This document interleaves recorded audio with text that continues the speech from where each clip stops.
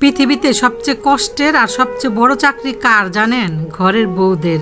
24 ঘন্টা কাজ করে, না আছে ছুটি, না আছে ছাড়, না আছে বেতন, তার উপরে আছে মানুষের কথা। যদি কাজের এদিক সেদিক হয়ে যায় তাহলে কথা শোনানোর মানুষের অভাব নাই। মেয়েদের না ভাগ্যটাই এমন, সবার মন জুগিয়ে চলতে হয়, সবার মন রক্ষা করতে হয়, আবার সবার পছন্দ মতো রান্নাও করতে হয়। কে কোনটা খাবে, কার কোনটা পছন্দ, সবার পছন্দ মতো রান্না করার পর যদি রান্নাটা একটু খারাপ হয় সেটা নিয়েও না কথা শুনিয়ে দেয়। সত্যি কথা বলতে মেয়েদের না সব জায়গায় কথা শুনতে হয়। বাবার বাড়িতেও মেয়েদের কথা শুনতে হয়, স্বামীর বাড়িতে যেও মেয়েদের কথা শুনতে হয়। একটা মেয়ের যদি একটু দেরিতে বিয়ে হয় ওই মেয়েটাই বুঝতে পারবে বাবার বাড়ি থাকাটা কতটা শান্তি। কত মানুষের কথা যে শুনতে হবে উঠতে বসতে, পাড়া প্রতিবেশী আত্মীয় স্বজনের তার কোনো হিসেব না। আর একটা মেয়ের যদি বাবা মায়ের টাকা পয়সা সম্পদ না থাকে তাহলে ওই মেয়েটা বলতে পারবে স্বামীর বাড়ি থাকাটা কতটা কষ্টে। আসলে মেয়েদের নিজের বলতে কিছুই নাই, নিজের একটা বাড়ি নাই, ঘর নাই। কিশোরী বয়সে বাবার বাড়ি, যৌবন বয়সে স্বামীর বাড়ি,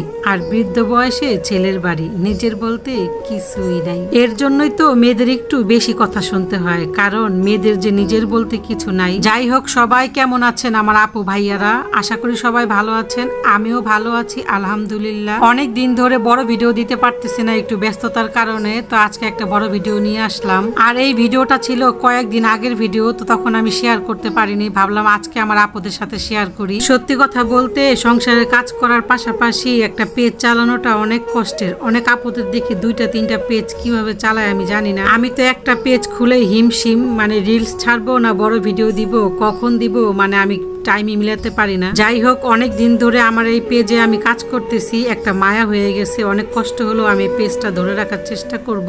আমার আপু ভাইয়াদের পেজের কি অবস্থা অবশ্যই কমেন্ট করে জানাবেন। যাই হোক, আমি এখানে হালিম রান্না করতেছি। তো হালিমের জন্য আমি গরুর মাংস ছোট ছোট করে কেটে নিয়েছিলাম, আর হালিমটা আমি রান্না করতেছি রাঁধুনি হালিম মিক্স দিয়ে। আর এখানে রাঁধুনির ভিতরে সব মশলা থাকে, এর জন্য ঝামেলাও কম হয়, আর অন্য কোনো মশলা অ্যাড না করলেও চলে। আমি রাঁধুনি হালিম মিক্সের মশলার সাথে ঘরোয়া অল্প কিছু মশলা অ্যাড করে মশলাগুলো ভালো করে বেশ কিছুক্ষণ কষিয়ে নিয়েছি। মশলাটা বেশ কিছুক্ষণ কষিয়ে নিয়ে তারপরে গরুর মাংসগুলো দিয়ে বেশ কিছুক্ষণ কষিয়ে নিয়েছি। গরুর মাংসটাও কষানো শেষ করে ডাল চালের যে মিশ্রণটা ছিল ওটাও আমি দিয়ে বেশ কিছুক্ষণ কষিয়ে নিয়েছি। আর ডাল চালের যে মিশ্রণটি, এটা কিন্তু রান্নার আগে 1 ঘন্টা গরম পানি দিয়ে ভিজিয়ে রাখছিলাম, কারণ ডাল চাল কিন্তু সিদ্ধ হতে অনেক সময় লাগে, এর জন্য ভিজিয়ে রাখলে তাড়াতাড়ি সিদ্ধ হয়ে যায়। যাই হোক, হালিম রান্না শেষ করার আগ মুহূর্তে কিছুটা রাঁধুনি হালিম মিক্সের মশলা দিয়ে দিলাম, সাথে অল্প কিছু পেঁয়াজ বেরেস্তা, তার সাথে অল্প কিছু ধনিয়া পাতা দিয়ে নামিয়ে নিয়েছি। হালিমটা যখন আমি রান্না করি তখন একটু ভয় পাইছিলাম কেমন না কেমন হবে, মাশাআল্লাহ খুব ভালো হয়েছিল। আজকে